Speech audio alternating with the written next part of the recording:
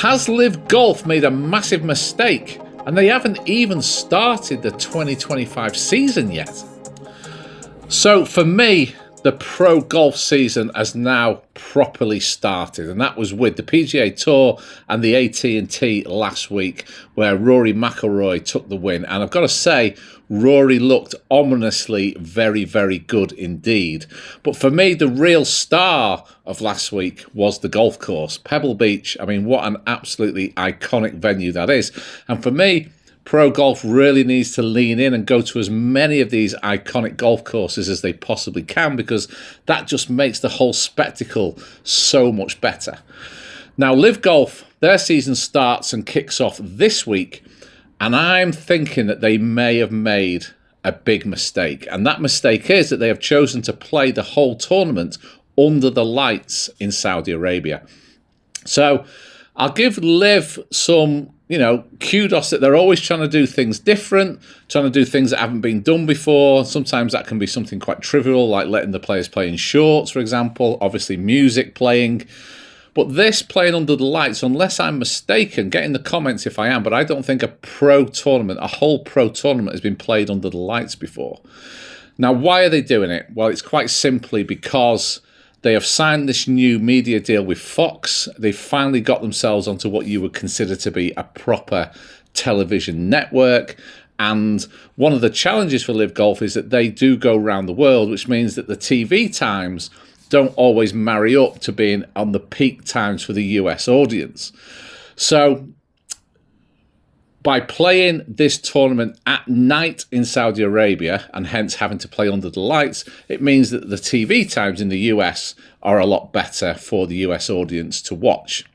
Now, I personally think that it's very important that pro golf goes around the world, and I'm certainly hoping that when this whole thing comes together, and as I keep saying in my videos, it will come together, and I'm pretty sure it's going to come together for 2026.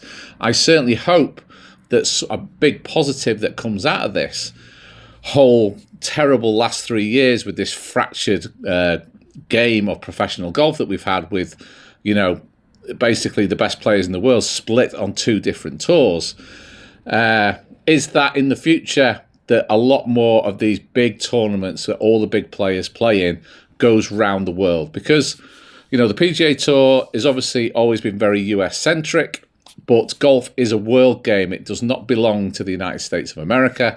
There's other massively golf-mad countries, like here in the UK, like in Spain, like in Australia, like in South Africa.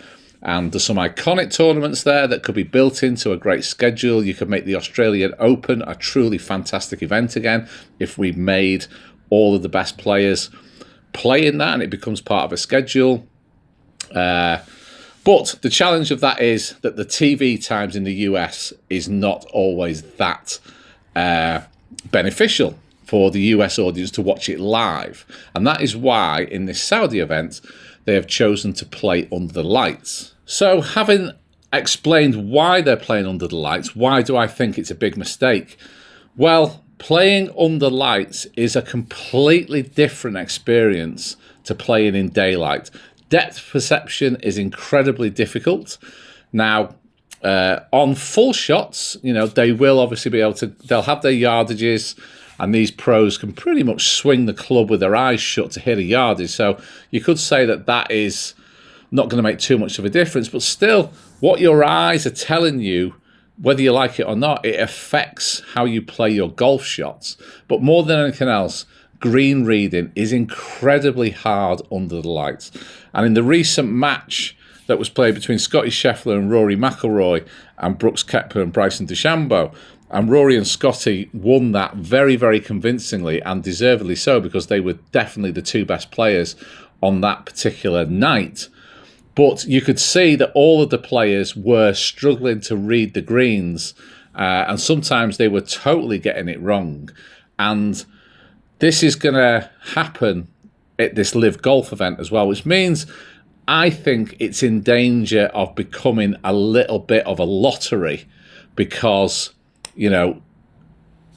all of the things that I've spoken about there, playing in conditions that are totally alien to everyone, means that, possibly the person who plays the best golf may not come out and actually win the tournament, which would normally happen when playing in daylight. Well, that's the negative. What's the positive? Well, the positive is that it's going to look like no golf event that we've ever seen played before, simply because of what I said before. It's the first time that a full pro golf event's been played under the lights. You know, there won't be a crowd. There won't be a gallery watching, or certainly not expecting to.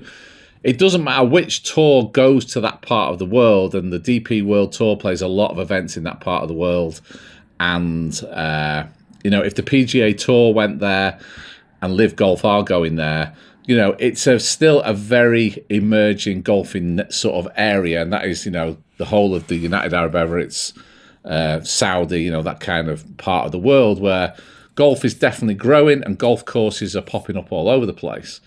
But, you know, they don't get big galleries. So there's never going to be a fantastic atmosphere at these events in this part of the world. Like LIV, to be fair to them, will get in their next event in Adelaide, where it will be absolutely off the charts for atmosphere and for the size of the crowd. And, you know, certainly the PGA Tour events, when they start their Florida swing with those iconic events, they will also have an amazing atmosphere and big crowds as well. You're not going to get that at LIV Saudi, but certainly as a television experience, viewing it on your TV, it's going to look like no golf tournament that you've ever watched before. What are the players doing? Well, I've just done a little bit of research online, and it would appear from what I've read and seen some video of on YouTube as well, is that the players are doing all of their practice at night under the lights, which obviously makes perfect sense, just so they can try and get acclimatized and get used to that feeling of playing in those kind of conditions.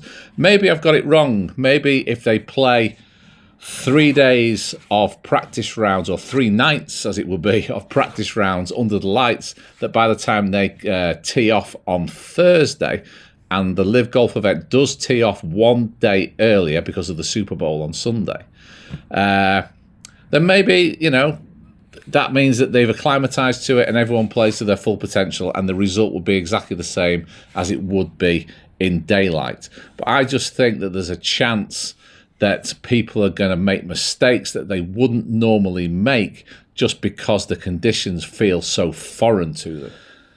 Please get in the comments and let me know what you think about this whole experience of playing under the lights as a viewing experience. Some of you, I know, I get it, you don't like LIV Golf and you won't watch it.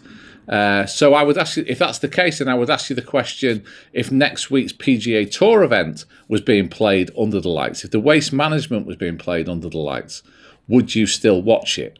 Or would you think that that was a bit of a gimmick and, you know, it's not for you? You know, the question here isn't about LIV Golf under the lights. It's about a pro golf tournament being under the lights. And it does make me wonder what the players are thinking in private.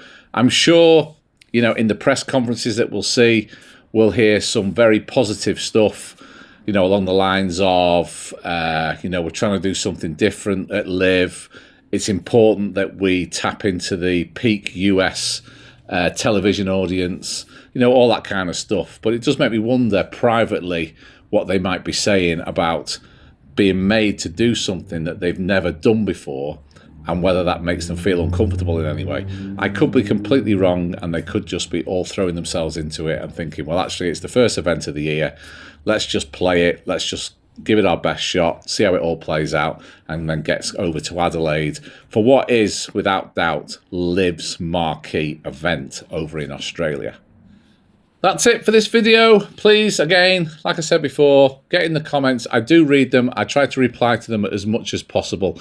I will be tuning in to watch it, and I'm kind of intrigued to see what it's going to be like. I'm intrigued to see how the players perform, whether I see anything that's kind of different or whether actually it's exactly the same. And just for, you know, just so you all know as well, I will also be watching the PGA Tour. I am not pro-LIV, pro-PGA Tour. I just like watching professional golf and seeing some of the best professional golfers play golf. And now We've got some of the best golfers on the PGA Tour, where they've always been, but we also have some of the best professional golfers on the LIV Golf Tour as well. And I'm going to be intrigued to see how they get on under the lights in Saudi. Okay, I will see you in the next video.